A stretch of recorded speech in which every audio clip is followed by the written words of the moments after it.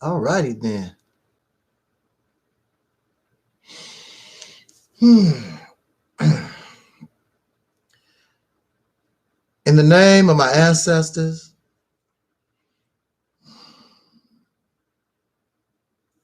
peace forever and always, and welcome to a noon spontaneous edition of what I call the Reality's Temple on Earth Internet Ministry.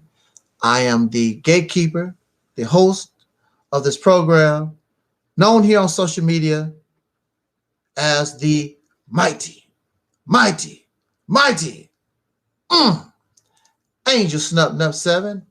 I am your soul brother, number one.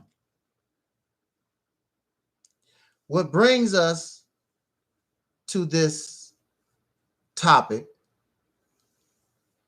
is a question that was brought to us in a recent interview,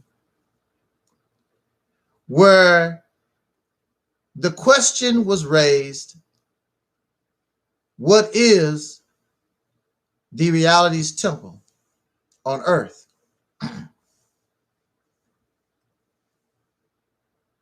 And I was not given an opportunity to even begin to explain what this ministry called Reality's Temple on Earth is. The one who was asking the question, mind is so bogged down by these ideologies, these beliefs, and they are so in a hurry to condemn another because their own belief system, their own ideology has been condemned. They want to show me immediately that while I talk down on religion, I reject religion, spirituality, pro-blackness, scholarship, pan-African teachings, I want to show you, before you can even tell me what you are about, I am going to show you that you're just as ragged as I am.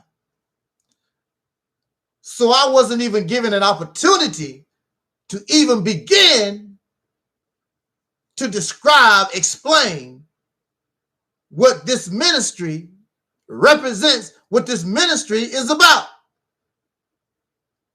Due to instant bias, instant prejudice, instant hatred, dislike, because they know that I reject what they represent. The first difference is, this is mine. I am the creator. I am the God here. I am the divine here. I'm the Messiah. I'm the prophet. I am the one that brings this here. But I am just a spokesman because this is about being real. And nobody owns reality. And there is no different realities. Well, I live my reality and you live your reality. No, that's not how it works. There's only one reality. I don't have a reality. You don't have a reality. This is what it is. It's simple as that. Nobody owns nothing. Nobody is living different realities. Because if you was living a different reality, then you don't need air to breathe. You don't need to take a dump. You don't have to die. Well, I don't die. The flesh dies. That's a belief. That's a belief. That's not reality. There's no evidence. There's no proof. Could be true, might not. But what is true? Without oxygen, you die. If you don't take a dump, you die. That's reality. And you're going to die. That's reality. And that's why I love death. Not because your life expires, but death does not play favorites. You're going to die rich. You're going to die poor, young, old, sick, healthy. It don't make any difference. Death does not play favorites.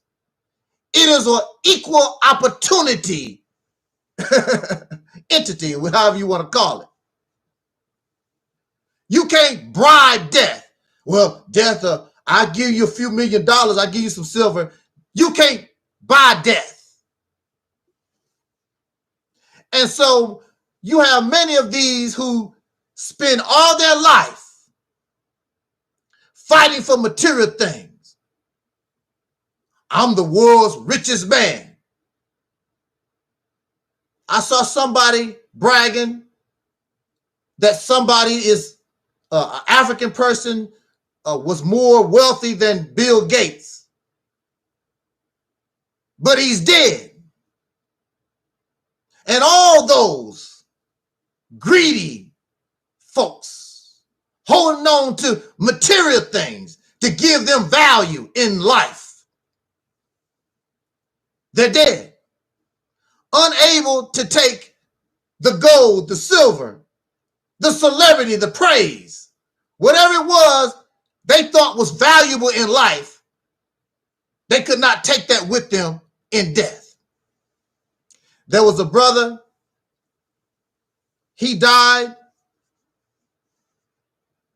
and he loved this Cadillac, this car. And they buried him with his Cadillac. I very much doubt if he's driving the Cadillac. Symbolism, it means nothing. He goes in the ground, and sooner or later, all that would be gone. The Cadillac, it'll be there for a long time, but eventually as time goes on, it won't be there either. It will all go back to this planet. We are the essence of this planet. We are the essence of this reality, and we're going to go right back where we come from. Never to be seen again. And that's the purpose of religion. The purpose of religion is to make us comfortable in that, trying to accept that reality. I don't want to die. It scares some people to death. So let me believe the flesh dies,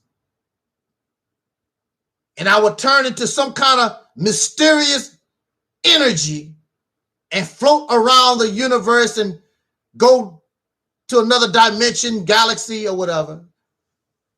And that's fine. But in this reality, until you do that, in this reality, you're going to have to drink some water, eat some kind of food, take a dump, whatever you have to do in order to live. So we have different experiences, and we may think differently, but there's only one reality. And personally, I choose to embrace reality. I accept things for what they are. But then you have those who cannot accept things the way they are. And that's a problem for you. It's not a problem for me. That's stressful for you. That's not stressful for me. It causes you to lose your mind. That's not for me. I accept it for what it is. We want to talk about what is the reality's temple. Again, I was asked this question and was not permitted to even begin to explain what it is. In fact, it was not even the subject matter. The subject matter was Mississippi campaign. It was not reality's temple. I came to YouTube in November, December. It was late 2007, either late October, maybe at the earliest. It was late 2007. And when I came to YouTube, it was not about making videos. When I came to YouTube, it was about watching pro-blackness videos. It was about watching Pan-African stuff. It was black conscious things. That's why I came to YouTube. And when you come to YouTube, they ask you for a username. And I created a username. Angel. That was the name of my dog. Snub Nut, which is a name that I created that meant dog. Angel the dog. Angel Snub Nut means angel the dog. and 7. I almost forgot what 7 looked like. Well, you can't see it hardly on the screen anyway. The number 7. 7 is my favorite number. I was taught 7 means a new beginning, the beginning of perfection. That's what I was taught in the Nation of Islam. So I combined all that. Angel, Snub Nut, 7. And so my channel was Angel, Snub Nut, 7. I still had my, as they would say, my slave name. But I had written a story, and the character, one of the characters, the main character in the story, his name was Taalik Ibn'rad. Well, actually Taalik. And I added the Ibn'rad later on. So my channel was Angel Snub Nub 7. And I watched these pro-black these videos. And I was wondering and thinking to myself, I want to make a video, but I did not want to be Nation of Islam. That was my background. And plus I was not that any longer. I did not want to sound like a Christian. I did not want to sound pro-black. It was already enough pro-blackness, pan-African, black it was enough of that already. I did not want to come out and give my version of these things. So I thought to myself, I'm not that anyway. What if there are people who think like I do?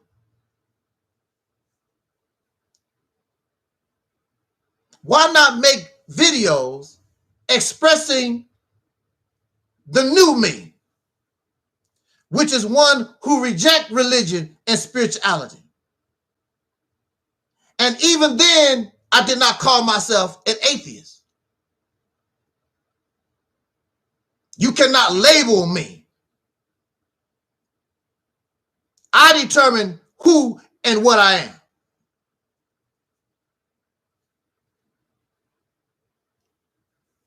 So I began to make videos to express my new thoughts. And I said to myself, instead of just talking, why not just make like they do in church, a ministry out of it? That's my background. Make a church. But instead of like a church of religion, a church dedicated to realism, dedicated to reality, a church of reality.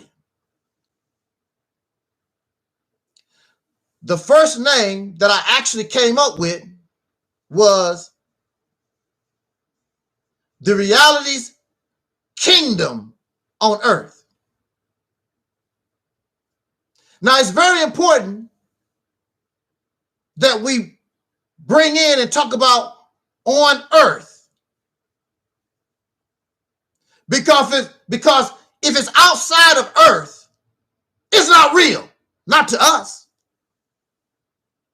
Can you breathe in space? Have you been on Mars? What other dimensions, what other worlds do we know of in real time? I know in your belief, you go to heaven, you go out into the galaxies and whatever, in your belief. But in real time, there's only one reality, and it's here on earth. So it's the reality's kingdom on earth, right here. I don't know no other place. I don't know about Mars and Jupiter or Galaxy 500 and all these different places that y'all talking about. I've never left my body and went to different dimensions and whatever. The only thing I know of is on earth. And the only evidence I could give you is on earth. So it was the reality's kingdom on earth. But I really didn't like the kingdom. So I changed it to temple. Temple sounded better to me. And so I began to make videos as Angel Snubbed Up 7.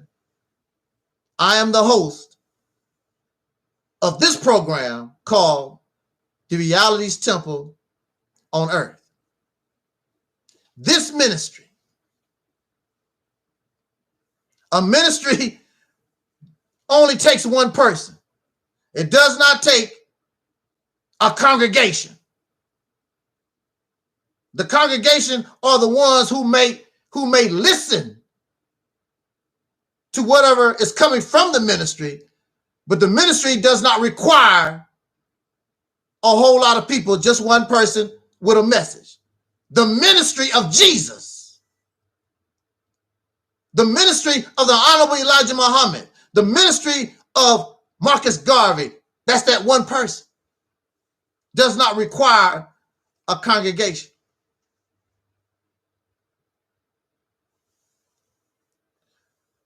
So, but this ministry is not looking for converts. This ministry is not about trying to change your mind.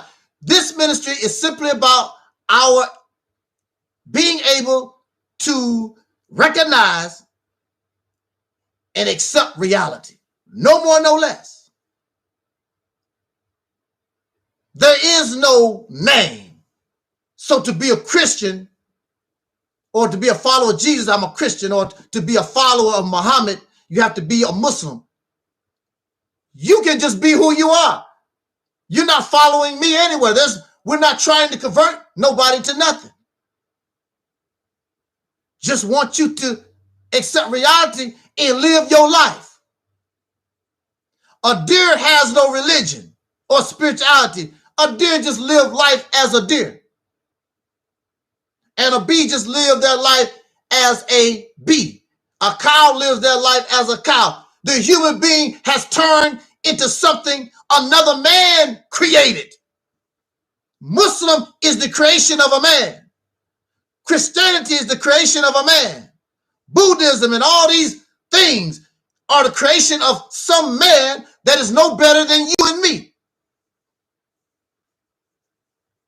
But then you talk about, I am more of a follower of God than you are because I embrace this planet. I embrace the natural world that you said that God created. And these labels do not exist in the natural world. Only in the world, this artificial world created by men. I'm a Muslim, I'm a Christian, I'm Pan-African. I'm black first. And the list goes on and on. These are things created by men, not by nature. Things created artificially by men due to unnatural circumstance.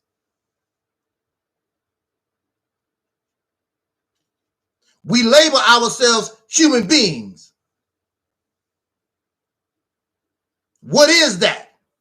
We're too busy being a Christian and a Muslim, a Republican and a Democrat. What is a human being? That should come first. All these things are unnatural. All these other things are artificial. All these other things is fabricated by other men no better than yourself. So you can be religious and tell me about your God, but the reality is you're not following no God. You're following some man that probably have been dead for thousands and thousands of years. And you lose yourself. You lose your own originality. You lose your own potential because you're following somebody dead and gone, and they only went to a certain level, and that's where you decide you're going to stay because you're following them. Because if you was following God, why haven't you progressed like a God? You have not. You're still on the same level of your teacher, the one that's probably dead and gone 1,000 years ago. You have not gone no further than them, except in your imagination, maybe. So there is no label here. I was called an atheist. I am not an atheist. I have no label. You cannot label me. Atheist was created as a definition created by men for whatever purpose. I don't have to give myself a label because it's natural not to believe in God. Belief in God, belief in whatever, all these beliefs, that's unnatural. These are learned behaviors created by men no better than you and I. A lot of these things passed down from generation to generation due to war, due to ignorance, lies and deceit, put into a culture, and the people don't know any better because they have been denied the ability to think for themselves, the ability to use common sense, reason, logic, being analytical. And so, of course, those who are entrapped, those who are incarcerated by those types of bricks, you wouldn't begin to understand people with a free mind. You understand a body that's incarcerated, but you don't have no understanding of a mind that's not incarcerated. You don't understand me. And it's not your fault. For thousands of years, we have been enslaved. We have been enslaved physically, and we have been enslaved mentally. It's almost like a done deal. But there's always exceptions to the rules. So throughout history, you will see those who are able to break out of the slave programming, many of them have been ostracized, made mockery of, even to the point put to death. You don't believe in God? Chop your head off. Why you want to kill this person? You want to murder this person because they may wake up other people so they can begin to think, so they begin to see and accept reality instead of living for thousands of years in the unreal, in these fantasy worlds, these religious fantasy beliefs and imaginations for thousands of years. And you wonder why people go insane. You go insane when you have filled the masses of humanity with imagination, lies, cartoons. They're supposed to go insane. So there's no shock to me that we have insane asylums, crazy house. But the problem is you have crazy people, insane people, putting people in the crazy house. You just as crazy and whacked out as the one you putting in the mental institution. This is the problem of humanity. That's why you have endless war. That's why you have people starving. Right now, you have little children crossing the border because they need something to eat. Why can't human beings look after human beings so they don't have to travel thousands and thousands of miles away? If they are having problems, why don't we help them so they don't have to travel. Little children have to, that's insanity. And now the United States and Biden, they want to open up the borders for these children. And of course, the parents going to follow. When the only thing you had to do is help the place human beings wherever they live until they can get on their feet. Help them out.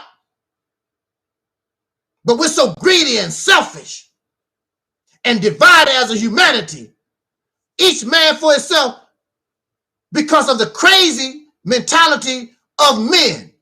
It goes back to men. I'm the king of the hill.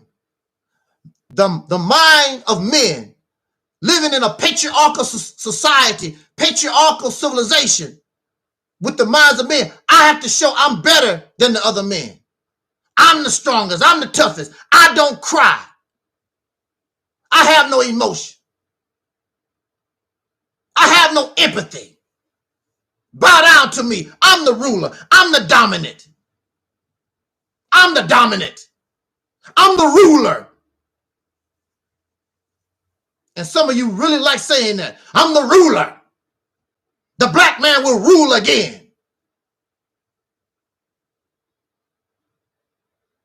Those ancient people didn't think that way. Just living life. And they needed resources, so they would conquer their neighbors because we need resources. It really wasn't about, I'm the ruler, I'm going to take over the earth.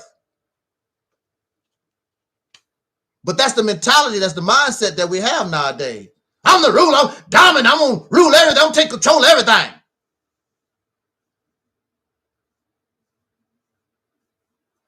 And that's what you see, because the mindset of those living in a patriarchal society, they are insane.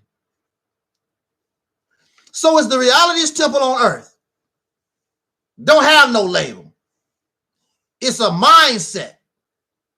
It's the simple embrace of reality. Living your natural life. Not the life of some sucker that called himself a prophet from 14 years ago. Or some son of God. Live your life. You don't need religion to be a good person. You don't need religion to be a righteous person. That's where you have been deceived. So that you can be enslaved. Because there's nothing wrong with being righteous. But you don't know that this person or this organization is tricking and deceiving you, trying to make you better, just so that you can be their slave. So they can parasite off you. So every Sunday, how much money you gonna give me? It's what do they call that? Anyway, in order to be a Muslim, you must give in charity. And they want your money. They really don't care too much about, could you mop the floor? Can you cut the grass? They want some money. T.D. Jakes wants some money. Joe Osteen and Farrakhan and Jesse Jackson, all these preachers, they want some money. They don't want you to sweep the floor. They don't want you to wash their car. I want some money. Give me some money. Charity. And the charity is for them. They do very little for your community. And y'all want to keep that going. On and on and on. You want to continue to support parasites. And that's your business. We don't do that here. I am not impressed by money like that.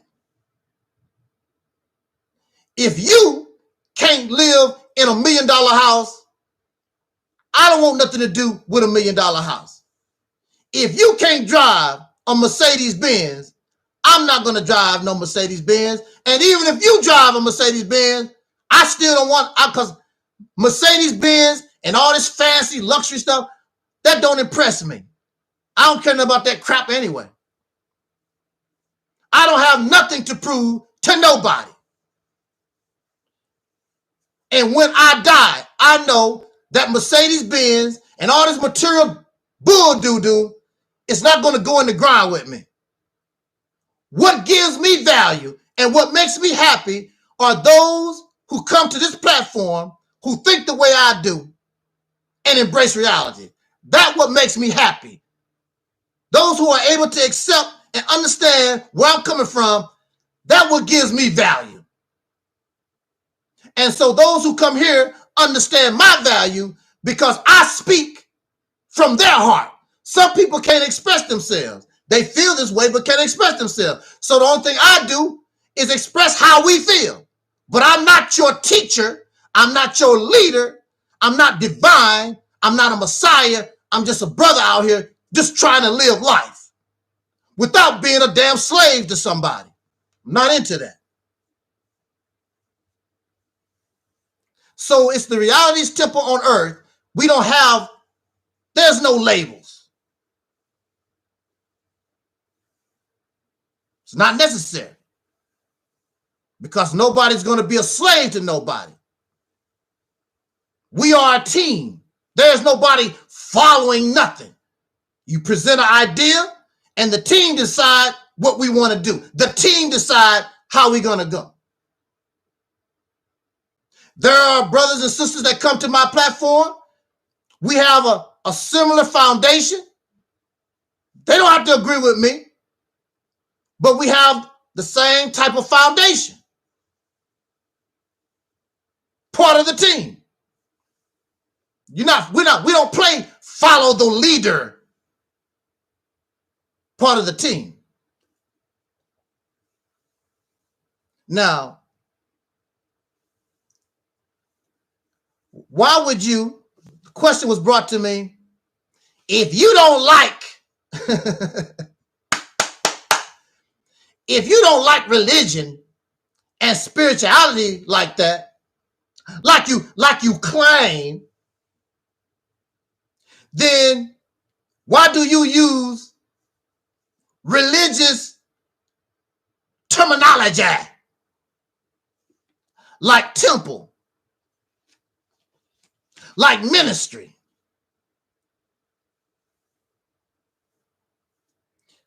Well, first of all, you're so arrogant. Words are not religious. Words have been developed to give description and label, but it's not religious. Has nothing to do with religion. You do not own. You have no copyright on the word ministry. You have no copyright on the word righteous. You have no copyright on the word temple. You have no ownership. It's a part of language. The dictionary is not a religious book. You don't own that. So sit your arrogant, self-righteous, happy ass down. You don't own nothing. I can use it because it's language. And I can turn it to in the manner how I feel. I don't give a damn about what you're talking about. You don't own me. You don't control nothing. Sit your slave ass down. But just for the hell of it, we're going to examine these two words and we're going to call it a day. The first word, temple. Now, of course, if you looked up that word, it is a building devoted to worship, blah, blah, blah. A dwelling place for the gods, la, la, la, la. But a temple can also be a group of buildings that has nothing to do with religion. Such as, it says here, a group of buildings in London has nothing to do with religion at all, period. Nothing at all. Also, don't they call right here the temple? What does that have to do with religion? Don't they call your brain a temple of the body? A temple is just a house. Has nothing to do with your corny ass, no power, cartoon fairy tale, religious garbage, dogmatism. But this temple is a house dedicated to the acceptance and the embrace of reality. No more, no less. We don't worship. There's no gods here. There's nothing divine here or spiritual here. It's the acceptance and the embrace of reality. This house, this temple, is dedicated to reality on the earth. On the earth.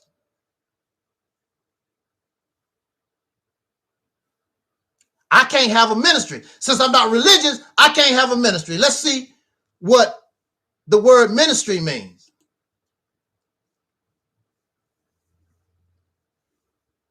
The work or vocation of a minister of religion. Okay, well, we know that. But also, in certain countries, in this country, I believe it's called a cabinet position. But in some countries, those who are part of the administration of a president or ruler, that department, that government department is headed by a minister of state. So you have something like the minister of agriculture, the minister of health, things of that nature. So clearly we see that these words, known for or have an affiliation with religion, they also have a non-religious definition. I am the AdMinister, I am the administrator of the Realist Temple on Earth, internet ministry. I'm not the minister, but the AdMinister. Why am I AdMinister? Why am I an AdMinister? Because I don't want to be like the rest of them.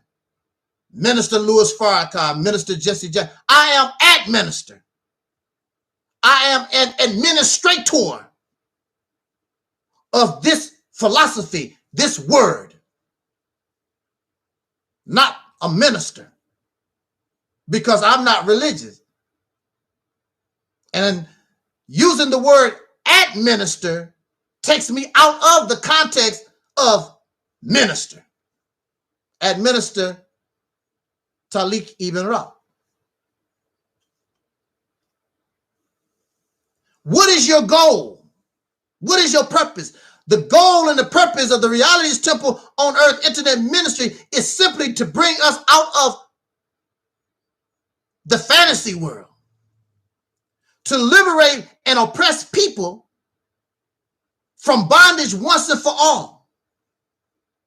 That's the purpose. And it would help a whole lot if you got all these cartoon fabricated history, all this garbage out of your mind. That's why you can't move nowhere. That's why you're stuck. You want to escape prison, but you got these balls, these ball and chains on your legs. You can't escape. You're having a hard time. You want to. Some of you have the desire, but you have these ball and chains lashed on your legs. You can't hardly move, can't go. So your God in your scriptures, in religious teachings, this God says, I am going to create a new heaven and a new earth, and the former things shall pass away. You cannot allow the former things to enter the new heaven and earth. That's your ball and chains. That's the filth of this world. Because a new heaven and a new earth means a new you, a new people. A new heaven and a new earth does not necessarily mean brand new. because we buy brand new cars, but chances are there's a lot of recycled material in order to build that car. That's not what it means, but it's still a brand new car. We are going to have to recycle ourselves. Like a brother always say on his channel, we need to have a factory reset, but not based on because I'm an African, not based upon I'm a Chinese, I'm a European, I'm a Christian, I'm a Republican. You need a factory reset to just being a human, learning what it is to be a human being, where you don't have to worry about your skin color, whether you male or female. Oh, I can't do this because I'm a male. I can't do that because I'm a female. And all this other nonsense. I can't do this because I'm not rich. I can't do that because I'm poor. All this stuff you got to get rid of in order to go to another place. Because these are your ball and chains hindering our development as human beings. Because a human being does not care. Human being is connected to life. A human being is connected to the God that y'all talking about. Understanding this universe. You cannot go and understand the heavens when you are bogged down and chained down to the earth. So everybody wants to go to heaven. But in order to go, I'm going to say this in my conclusion.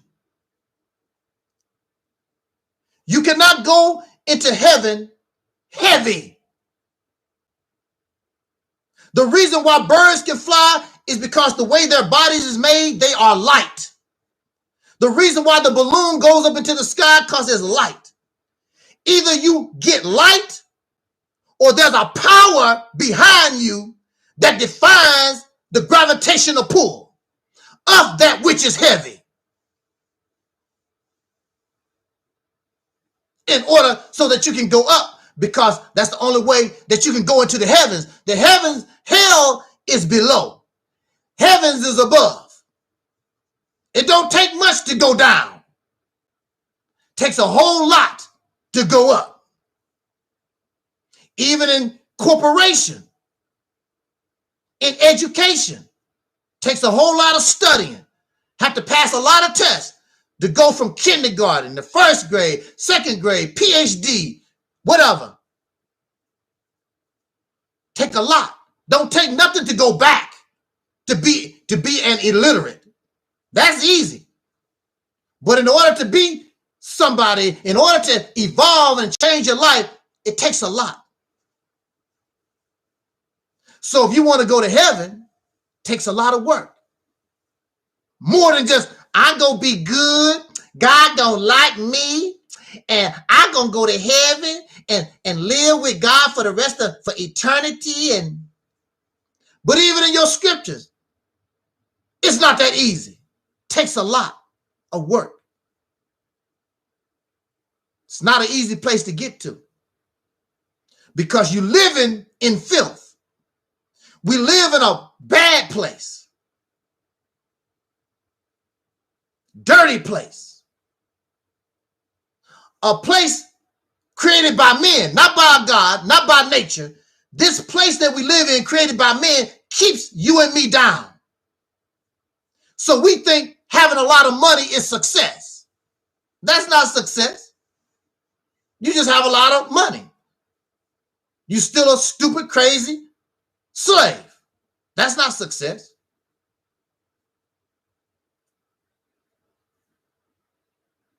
And we don't know what to strive for because in this messed up position we find ourselves in,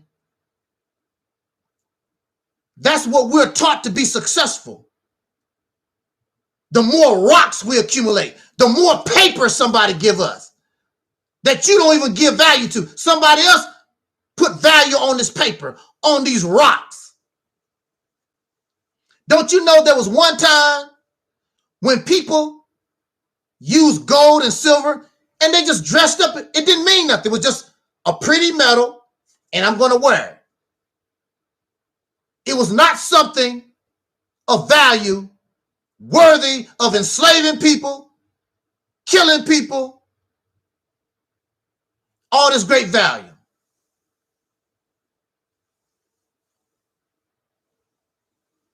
And for me, your money and your gold and your silver and your bachelor's, PhD degrees and all your information and all your not don't mean a damn thing to me. In reality, because in reality, you're a slave. So you don't impress me.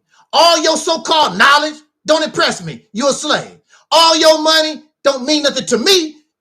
You're a slave. That's why you cannot buy me. You cannot bribe me. There's nothing you have that I want. I want out of jail.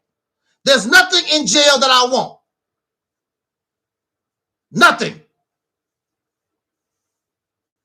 But for you, you can be bought because you want a pretty suit. You want pretty clothes. You want the money. You want the praise. You want the celebrity. I remember, look, I'm going to say this and we're going to get out of here. There was a brother locked up. You can't go nowhere. You locked up. The only people going to see you is the people that lock you up and the employees. That's the only people going to see you. This man is taking the money, his relatives or whatever money he getting. I don't know where he really getting it from.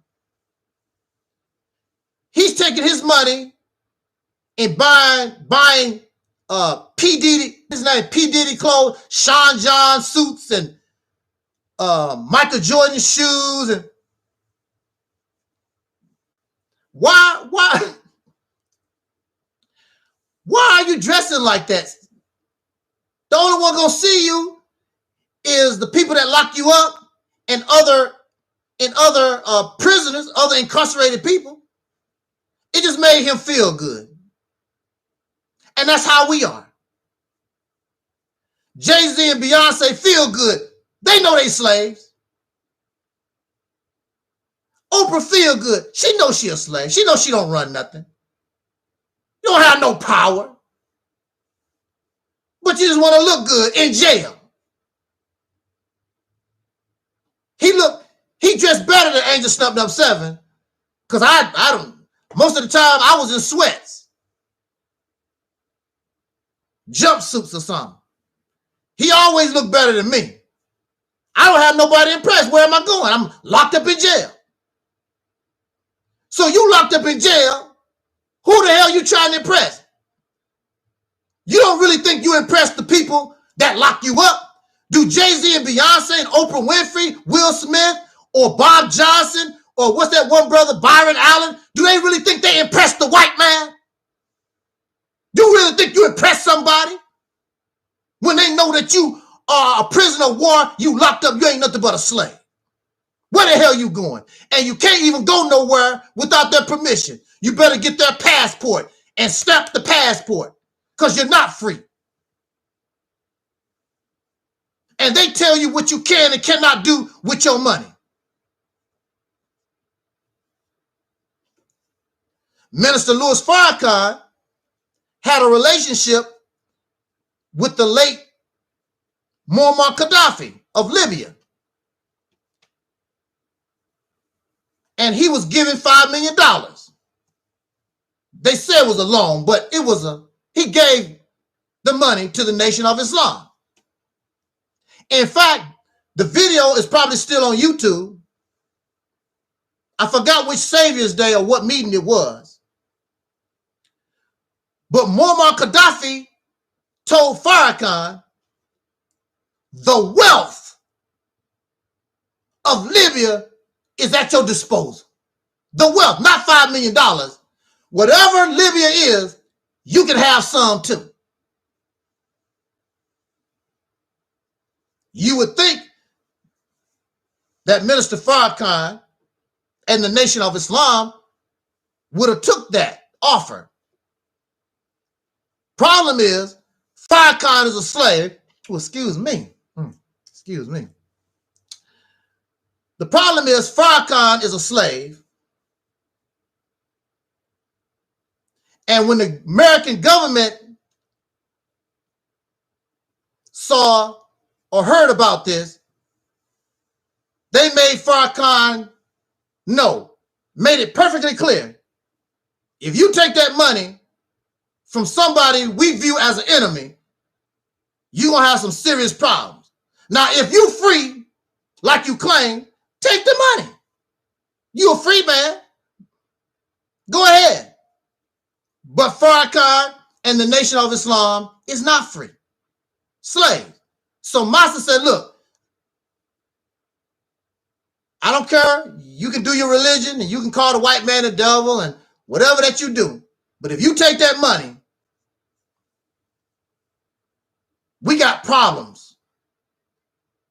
And Minister Farrakhan, so free, did not take that money because he know that he won't be free not too long. He'll be in prison somewhere right now. And his organization will be destroyed because nobody else is slaves. They too dumb to run the organization. That'll be the end of it. But that's how it is on the slave plantation. All the slave children wasn't interested in having slaves. The master would die, and they probably would sell it off to somebody else. They're not interested in it. So that's where we stand right now. We are either you slave or you free. We're slaves. And if you want to get free, I have never come on here to tell nobody, don't be a Christian, don't be a Muslim, blah, blah, blah. I never said that. But you are allowing these belief systems to stop you from thinking properly so we can get out of jail, solve this problem once and for all. And I'm telling you, the beginning of the solution of this problem is something that we call the Mississippi Campaign. Get on board the soul train. Understand what Operation Exodus Mississippi is so that we can get out of jail once and for all. Now, for us, it may not happen in our lifetime, but we are working, and you want to do this for the sake of our future generations. Fight for them the same way our ancestors fought for us so that we could be a little better. That's why you live as comfortable as you live. That's why you have the millions of dollars. That's why you think that you the big boy, think you the shazizi, because of the sacrifice, the suffering, and the death of somebody that was willing to sacrifice for those who seem to be ungrateful. Hey, how you doing there, Sister Ingrid? What's up? What's up? What's up?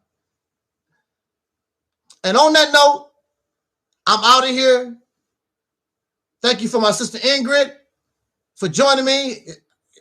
It's the last of our little talk, but better late than never. I really appreciate my soul sister.